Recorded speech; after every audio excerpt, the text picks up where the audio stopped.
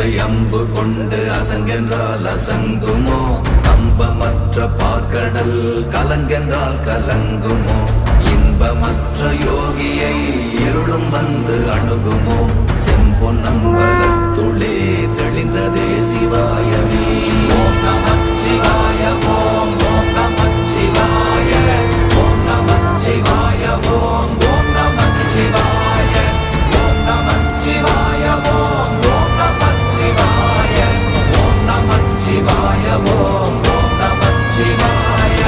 அவ்வெனும் எழுத்தினால் அகண்டம் ஏழுமாகினாய், உவ்வெனும் எழுத்தினால் உருத்தரித்து நின்றனை, மவ்வெனும் எழுத்தினால் மயங்கினார்கள் வையகம். அவ்வும் உவ்வும் அவ்வுமாய் அமர்ந்ததே சிவாயமே.